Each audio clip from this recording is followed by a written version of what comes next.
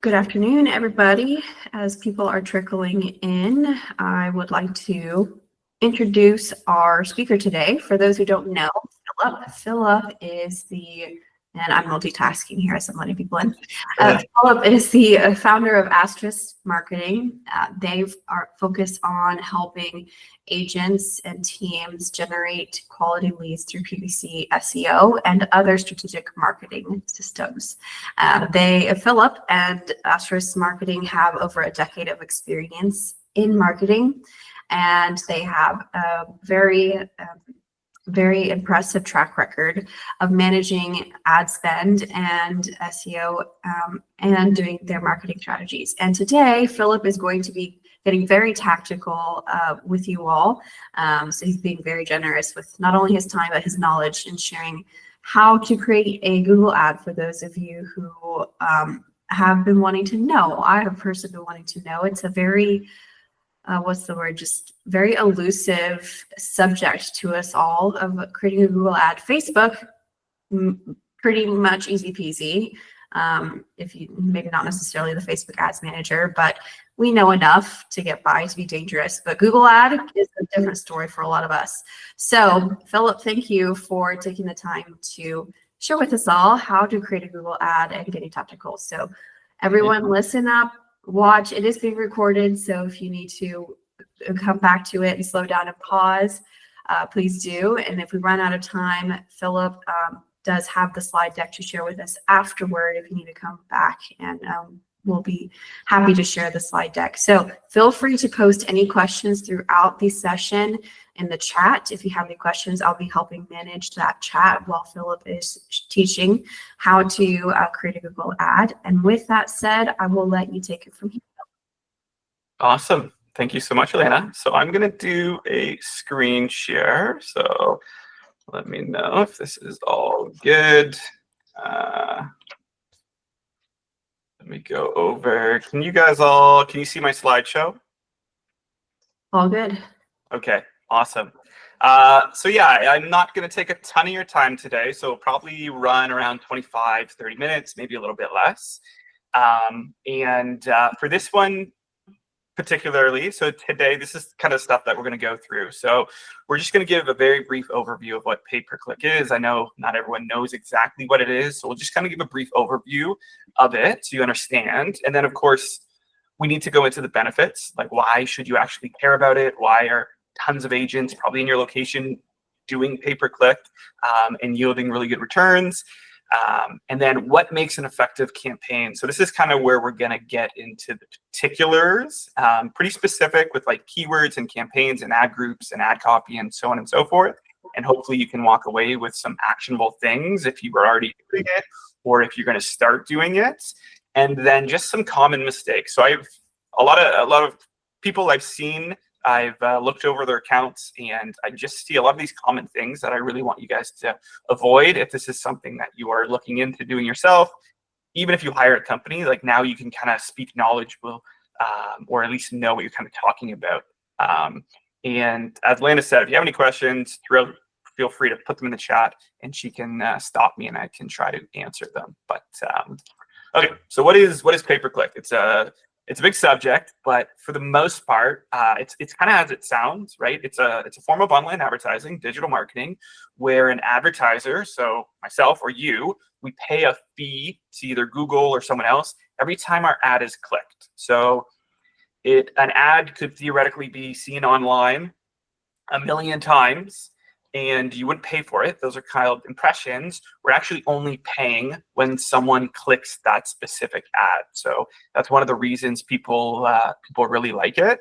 And typically what you're doing is you're bidding on keywords or search phrases online. So here's an example, right? So I'm in the market for a new home in Miami. I'm going to go to Google, right? Like many of us do. We go to Google to search things. Obviously, AI is kind of getting in there with ChatGPT, but Google still is pretty dominant. And when I type something in, specifically Miami new homes for sale, I'm going to get these sponsored ads. So these are kind of like our pay-per-click ads. So if I was to click on one of these sponsored ads, go to their landing page, it would cost that company, say $1 or $1.50 or $2 a click. It's going to range on a based on a variety of factors, but you click on an ad, you go to a landing page, that's what that pay-per-click is. And then below your sponsored ads, that's what you call your organic listings. So those really hard to get up to and rank on the first page, but those are essentially like you could click on it a million times and it would be free. It's just really hard to rank your website. Whereas with pay-per-click, you can show your ad at the top quite easily with the right setup. So that's kind of a brief overview and what they're managed through. And we'll kind of get in this particularly with Google Ads as it's the most popular one. So it's managed through that platform, or Microsoft Ads is another fairly popular one. You can do some pay-per-click under Meta, but kind of Google and Microsoft are the more popular ones, with Google being the most dominant for sure. So that's kind of what we're going to focus on. Don't expect you to know all of this, but this is just kind of like a brief overview of what the dashboard looks like. So if you were to create an account, and maybe some of you have, you would see something like this, where there's campaigns and there's budgets and all of these different stats. And we'll kind of get into some of this stuff so you have a better idea of what it is once you start your journey into Google Ads and pay-per-click. Okay, so that's kind of what it is, and why should you care? How can it impact you as a real estate agent? So one of the big things, which we kind of touched on, is you can target specific terms. One of the things, just heads up, I do talk a lot about like a buyer campaign, and that's an example we're going to use because out of all the campaigns we've run, and a lot of people run, it's one of the most effective campaigns in terms of leads, cost per leads, ROI, the volume there. So you can create campaigns for a bunch of different terms, but for most of the part, I'm going to be talking about kind of like a buyer Google Ads campaign. So we can target people by city, so like Cape Coral homes for sale. We can do types of homes, so you could target by pool homes or acreage or luxury or equestrian or whatever niche you're into. New development, which can be a great thing to target because typically there's not a lot of competition there. You can target specifically by zip codes, by neighborhood. So maybe you farm a neighborhood, you want to get more popular in one. You can target people looking for that neighborhood. If you're in a bigger city, specifically, you can target by condo buildings or counties. School districts, you can target people who are looking to relocate. So maybe you're in Florida and a lot of northern states are relocating. So you can target them specifically. You can do more of your seller, where people are home valuation, what's my home worth, trying to get a listing lead from it. You can go after people specifically looking for a real estate agent. Now, LSA or Google Screen takes up a lot of this, as well as your Google Business Profile, but you can also run a text ad. And with Google Ads, you can actually sponsor a Google Business Profile, so you can show up higher in that as well. Cash buyer, sell my home, that's another popular one, very expensive, but you certainly can target. Short-term rentals, investment properties, and then even recruitment. So if you're building a team, if you want to add new agents, a lot of people are going to go to Google, they're going to look up new brokerages or different kinds of terms, and you can target them as well. So this is not even scratching the surface, but these are some of the more popular ones. So you can get very, very specific with what you're going after. And then another reason people like it is the fast result. So you could create a campaign today, and within a few hours, your ads could start appearing online. You could start getting clicks and impressions and potentially leads. Whereas if any of you have done like SEO or some other like direct mailers or billboards, those can take a lot longer. Not to say they don't have their place, but Google can be, pay-per-click can be very, very quick. And then what a lot of people like with Google is, or pay-per-click, is it's very measurable results, right? So you can see exactly, if you have all of it set up properly with conversion tracking, you can see what ad groups are generating leads, what's the cost per leads, how many people are clicking on it, impressions. There's way more data than this, but this is kind of like the main things. So you can make really educated decisions on where you can invest your money and what's working and what's not. So there's just tons of data, which is really nice when you're optimizing campaigns. And then this is a big one too. So we get a lot of people that come to us, and maybe they're doing really good with referrals and sphere of influence, but they need something that's a little more that they can scale and is predictable. So with Google and pay-per-click, you can set your daily budget, and it can be $10 a day, it could be $100 a day, and you can just increase it or lower it so it can scale, which is a lot of people like. So if it's teams, if you're adding more team members, maybe a few team members leave, you can just increase and decrease the budget. If your spring market is heating up, you want to spend more in spring, spend less in summer, you can make those changes, and it can scale really nicely because specifically with buyers, there's just a ton of volume there. Some of the other campaigns, when there's not enough volume, it's harder to scale. But with buyers, you can scale really easily because there's just so many people looking for homes. And then another one is cost per lead. So can be quite low when you think about it. So they can be as low as or less than $20 a lead. Obviously, there's a balancing factor there between quality and cost per lead, but it can be pretty inexpensive to get some really lucrative deals from it. This is just kind of a quick rundown associated with cost per lead, but this is some of the more popular campaigns. I just want to give you guys kind of an idea of kind of like the costs associated with it. So catch offer, sell my house. If you're in that vertical, it's not cheap, like I said, because you can make a ton of money from it, but it's $130 a click. That's just to get them to your website. And then it's potentially $300 to $600, potentially more just for a lead. So if you're going to play in that space, you're going to need $5,000, $10,000 a month to compete. Real estate agent, obviously more affordable, $5 to $30 per click. I don't really know the cost per lead as much because we don't run as many of these campaigns because of Google Screened and Google Business Profile. But they can be pretty good leads because they're specifically looking for a real estate agent. What's my home worth? Generally, $10 to $30 cost per lead, $2 to $5 per click. A lot more kind of affordable. Can be a little further out in the funnel, but definitely a way to get listing leads. And then, again, the most popular one is homes for sale, usually $10 to $30. Could be more or less depending on your market, and can be pretty cheap per click. And also, obviously, a lot of people like to get listings. You can get listings this way as well, right? A lot of people who look for a home, they also need to sell a home.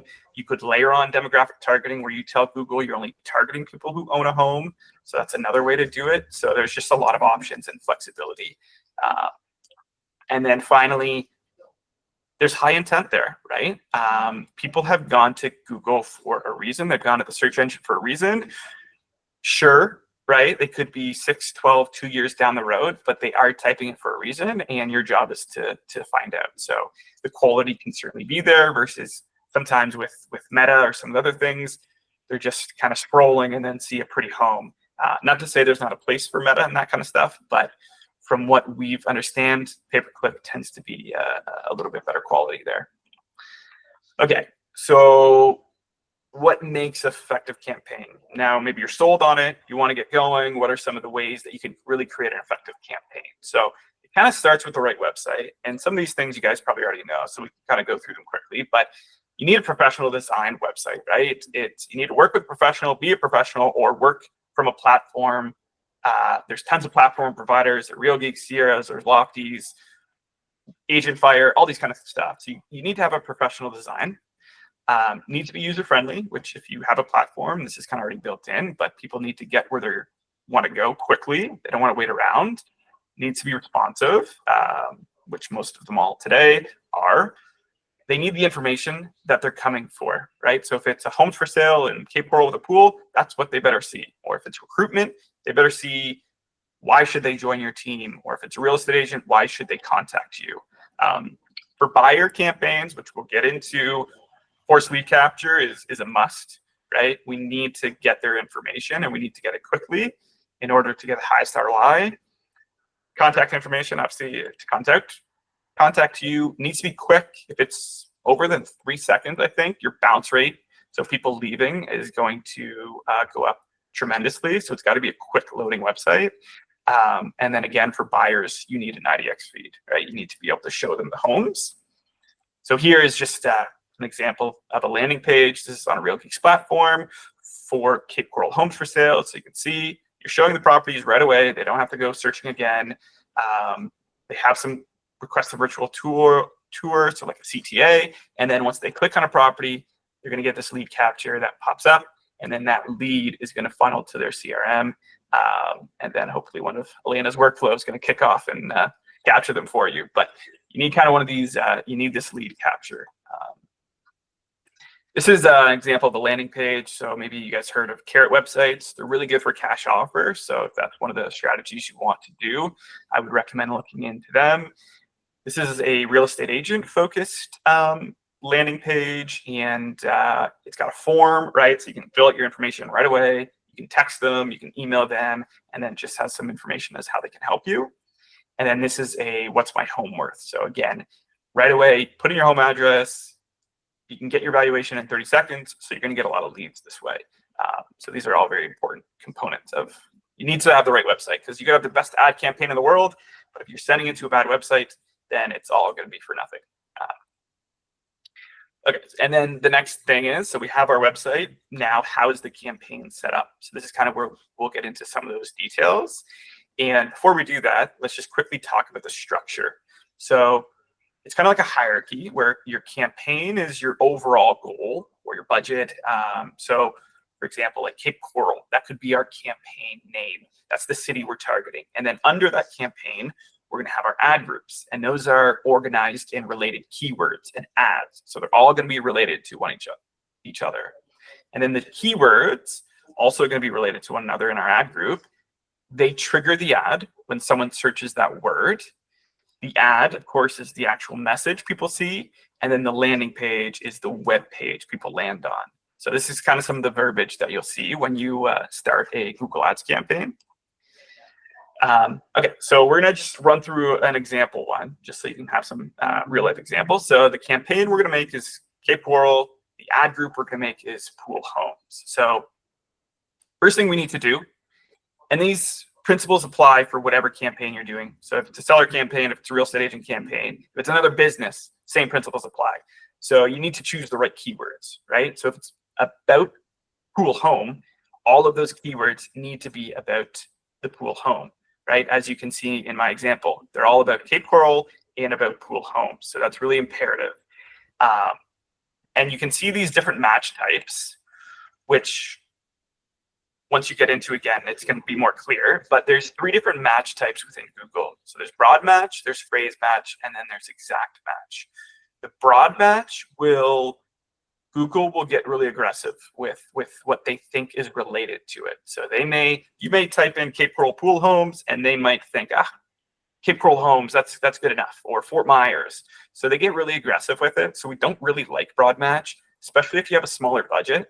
I wouldn't go for that one. I would stick with phrase and exact. So phrase is basically going to show you, we give Google keywords, and we say like those keywords have to be in that search term, but we'll let you add a couple more. So like maybe it's like homes for sale in Cape Coral under $1 million, right? We'll let them do that because that could be a potentially good lead for us.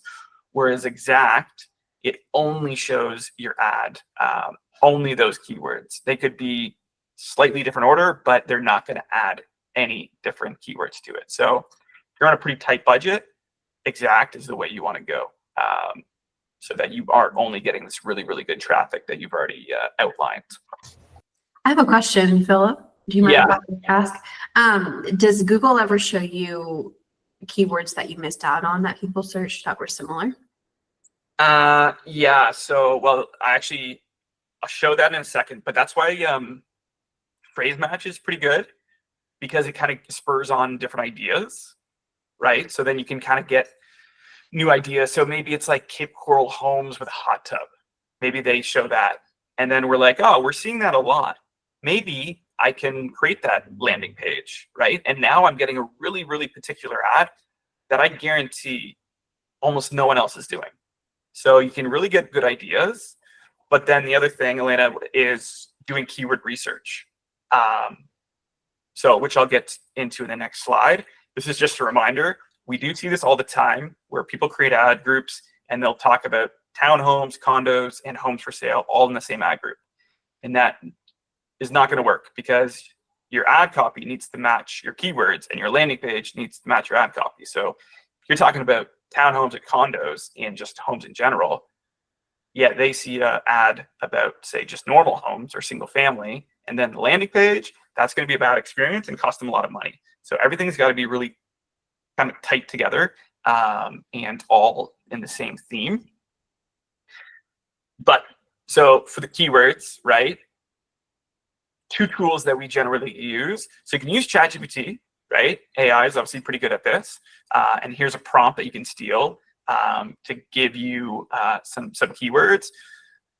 What's a better tool is Google Keyword Planner. And if any of you are into creating content or SEO, also a really, really good tool, even social media content. So Google Keyword Planner will actually give you an estimate of how often it's searched every month. They will give you trends. So 3 month, is it going up or down? Year over year, so is it increasing? Is it decreasing? Is it competition? They'll actually give you cost too. So here you can see, so a lot of people, like, you got to know your price point, but you could create a specific ad group about houses under 150 grand in Cape Coral with a pool. Is that 150 or 1.5? I can't see. But you could create specific ad groups and about that stuff, and it would be very, very specific, and I guarantee you'll get a really good cost per lead. So Google Keyword Planner is a really good tool. You can only access it when you have a Google Ads account. And I have a video at the end in the resource sections where you can learn more about that, but that's a really good tool for your keywords. Okay, so we got our keywords in. They're all nice and tight. They're specific to what we want. So the next part is we have to create an ad that is highly relevant and engaging. So if someone typed in pool homes for sale in Cape Coral and saw an ad like this, where it says pool homes, make a splash on your pool, another pool homes, all this kind of stuff, high chance they're going to click on it because it's so relevant to them. So that's what you really want to do in whatever you're doing. So once you create a Google Ads, you're going to start seeing stuff like this come up. And to kind of maximize it, you want to create as many headers as possible. You want to use a mix of keywords. So if it's pool homes, if it's waterfront, if it's recruitment, or what's my home worth, you want to use a variety of the keyword. So what people are going to type in, some call to actions like schedule a tour today or reach out to me today, and then some features like value adds. So like updated 3 minutes ago or free home evaluation, so on and so forth. So you want to use a mixture of that. You want to use as many characters as possible. So you want to take as much real estate, right, as possible on these with these ad copy. You want to use a mixture of, so they're called ad assets, and it's there's callouts, there's site link extensions, there's phone, so your phone number. So there's all these different options that you can do to try to enhance your ad. A lot of people just kind of stop with headers and descriptions. But if you can use these additional things, you will be in a much, much better position because people want options, right? So maybe I typed in pool home for sale in Cape Coral, and I'm like, oh, I got to sell my home first. Oh, here's an instant home valuation. Let's see what I can actually afford. So it's a different way to get a different lead. So you just want to use as much of those kind of things as possible. And in this slide deck at the end, I have a bunch of resources. One of the videos I did was like, I did a step-by-step video of how I go and create a Google Ad account from scratch. So I invite everyone who's interested to watch that because it's just, obviously I can't get through everything today in a short of time. Another ChatGPT prompt for you to give you some of these headlines and potentially descriptions. So use AI for it, and then also competition. Look at what competitors are doing to get some ideas, and then also I have a cheat sheet, linked to a cheat sheet for ad copy and stuff that you can steal from me. And then kind of talked about this. Got to send them the right landing page, right? Don't send them the home page. That's probably not going to do what you want it to do. Whatever you're offering, it has to be a page that's highly relevant. So if it's pool homes Cape Coral, it better be a page about pool homes, recruitment, real estate agent, what's my home worth, so on and so forth. So you got to send them to the right landing page. And then what I would say is just keep it going. Don't stop at just one ad group. You want to create a lot of different ad groups. So different city searches, different types of homes, different zip codes, different neighborhoods. The more you give Google, the more data you're going to see. Not every area or keyword is going to convert. So the more options you have, the better that your campaign and ad group are going to do. So definitely don't just stop at one. And then just quickly, some other things to consider and set up. So conversion tracking is pretty important. It's one of these things I can't really cover because it's going to vary based on what platform you're with. The best advice I can give you is talk to your website provider or platform provider. Generally, they have some information, or you can reach out to someone like myself and we can try to guide you in the right direction. But setting up conversion tracking is pretty important so that you actually know where leads are coming from within the campaign. You're going to have to choose a type of bidding. We're a big fan of max conversions. If you have conversion tracking set up, you're basically telling Google, get me as many leads as possible within this budget. Or if you don't have conversion tracking set up, use max clicks, which is, say, give me as many clicks as possible. There's a negative keyword list so keywords are going to sneak in there that you don't want, but you can kind of safeguard yourself with a list that you give to Google. So things like cheap or free or job or this kind of stuff, which we have a list already pre-built that is in that slide that you can grab. And then lastly, within Google, you can also do some income and demographic targeting. So if you want to target people by a certain income, if you want to target some demographics, so like you could target theoretically people if they own a home or if they're in market for real estate or if they have a family. You can get kind of pretty creative with what kind of stuff you want to do. So there's those options to consider as well. Okay, so set it up. All right, we're all good with how it's set up. We got our ads, our keywords, so on and so forth. We set our budgets. Now, what do we do to try to improve it ongoing? Because it's not a once and like you got to keep improving it. It's not one and done. So this is kind of that dashboard which I showed you before, right? And I'm just going to go over some of these keys or terms because they're pretty important to know. So when you make optimization, so impressions is how many times your ad was shown to someone, regardless if they made a click or not.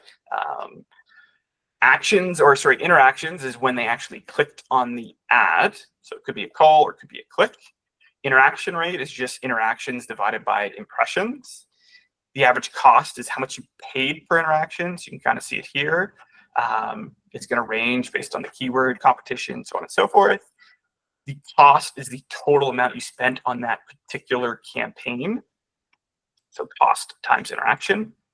Conversions is number of leads that you've generated or calls. So pretty important number. Conversion rate is the rate of the clicks to a lead. And then cost per conversion, which everyone wants to know, is just how much you spend on average to get that lead. So those are some of the key things that you need to know. So just a couple things that we do kind of ongoing, and then we'll wrap this up. So it's pretty important you review search terms because, again, things can kind of sneak in there and you want to make sure your money is going in the right place. So you want to make sure if it's all closely related to whatever your ad group is. So this is a very clean list. So they're all about pool homes, right? But if I saw something in there that wasn't about pool homes, then I would want to make sure that I exclude that keyword. So this is something you can do at the start, probably on a daily basis.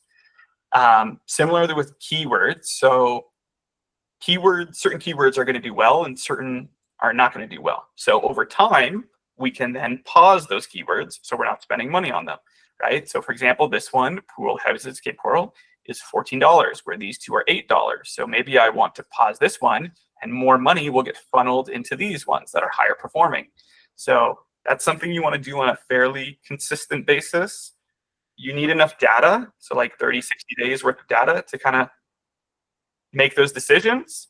But yeah, you want to review keywords to make sure you're not wasting any money. And then yeah, Martin, you gotta. Yeah, I have a question on that last slide. Can you go back a minute? I don't. That's fine. So, Mike, I messed you up, man. I'm sorry. Oh no, you're all good. Go ahead. Hey, so you've already, this is probably a campaign that you're running for somebody else. So what are you counting as a conversion, that they visited the site and given us they filled out the landing page and given us name, address, phone number, email address? Is that what you're counting as a conversion? Yeah. So only people that actually fill out a form. Okay. Yeah.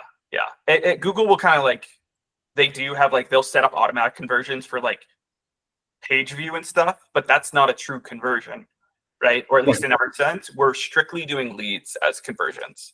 That's fine. I was just trying to figure out the metrics, what we were tracking. Thank you. Yeah. So conversion could just be known as a lead. Okay. As opposed to a visitor. Yeah. It's not a page view or anything like that. Yeah. Okay. Just a couple other things to consider when you're managing a campaign. So one of the things you can do is you can switch up bidding, right? So there's that max conversions, there's that manual CPC. If you have conversion tracking, I highly recommend changing it to TCPA down the road. So essentially that's telling Google, I want you to get leads for me at $20. And you can set that number to whatever you want. And they will do their best to try to get it there. There's some pros and cons with your approach, but it's one of the most effective approaches for lead generation. Another thing is, if you find your ad groups are not working, maybe you just need to create new ad groups, right? And try it out. So maybe you tried one city, try a neighboring city or zip code or just different keywords. So you can always add to that. Monitoring spend, Google's not always going to spend your full amount, or maybe they're spending too much. So you do have to keep an eye on that. And then kind of what we went through is pausing keywords or ad groups or maybe even campaigns that are just not doing well, right? So you can't keep them running. They're just costing you money and you're not getting any leads. So you need to try to look at making some adjustments or pausing them so your money can go to things that are actually working for you. So we have a question in the chat from Dave. What do you charge to run PPC campaigns? Is there a minimum spend? What do we charge? So we charge $500 a month to run. There's not a minimum spend per se, but most people we work with are usually spending around $1,000 or more a month to try to generate the best results. And earlier you said that Google only charges you for a click. So does it always charge $1,000 a month, or sometimes it's less? So it's Google. So we work on monthly budgets. Google works on daily budgets. So we would set it to say $30 a day and then kind of monitor that so that we kind of spend $1,000 throughout the month evenly as best as we can. And Google is like a post-pay thing. So it's like you incur all of these clicks and costs, and then you get billed, say, $200 after the fact. And then just some things to avoid with pay-per-click.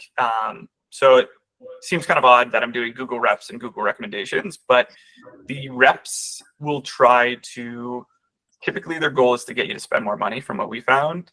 And they are not, like if you're going to work with anybody, you got to work with people that know real estate, because it's going to be different than other niches. So in Google reps, they don't know real estate, specifically pay-per-click. So I would try to avoid talking to them, to be honest. Same thing with Google recommendations. A lot of the suggestions they're making is just to increase spend and raise your budget, and they're not the best case. So you have to be very careful with those.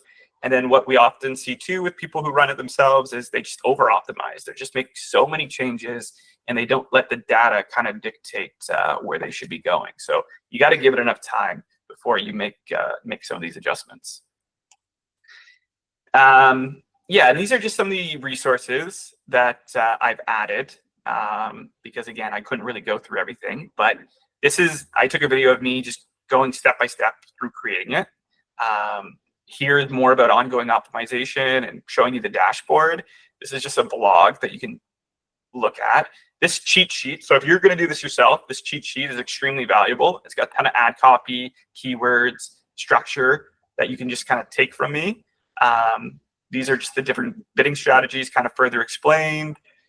Google Keyword Planner, a tutorial YouTube video, really good for SEO and content if you're into that.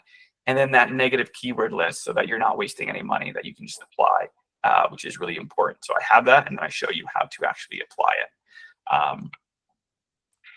And then, yeah, if anybody has, like, I know I kind of went through a lot, right? And I don't expect everyone to kind of remember it, but if anyone has any questions specifically about Google Ads, wants me to review their Google Ads, just take a look, or wants to just learn more about what we do, you can reach out to myself at ppasma@astressmarketing.co, or you can go onto our website, astressmarketing.co. Yeah, we do mainly PPC is our kind of our bread and butter. We deal with a lot of clients doing that, but we also do content, Google Business Profile, SEO, and I'd love to chat with anybody about that stuff as well. So yeah, thank you so much for having me. If there's any other questions, I'm happy to kind of answer them. Awesome. Thank you, Philip. Appreciate not only sharing your knowledge today, but then that resource page will be super valuable for everyone. At first I thought it was just like standard links to resources in general online, but then you shared that it was like videos you actually personally recorded. So that's no, I recorded a bunch. Some of them, one of them or two of them maybe YouTube videos, but I actually recorded them on Loom, a couple of them as well. Yeah, Matt asked, do any of your resources detail what you recommend for targeted groups or demographics, given we are in the housing category? Yeah, so Google is a little bit different than Facebook, but Google, certain things you can't do, and Google just won't let you do it. So like age, can't target by age, can't target by gender, but you can target by income, and then some of the other audience targeting is all fair game. I didn't include a resource about that, but happy to send that your way, Matt. Martin, I can send you the slide deck as well. I think Elena can also make it available where you can just access those links.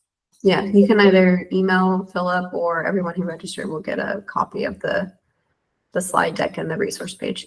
Yeah, I'll make it available as a PDF or PowerPoint. Yep. All righty. Thank you, Philip. I appreciate your time. We'll send this recording out as soon as it finishes doing its thing and we get it back from Google Meet, and we can edit it out and all that stuff. And if you're not a part of the Facebook group, be sure to join that. I'll put the link to that in the chat really fast. We host usually 2 of these a week. So definitely join these. Philip, thank you for your time. I'm sure we'll have you back in the future.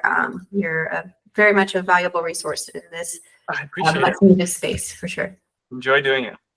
Thank you. Thanks, Thank you, everyone. See you next time. See ya.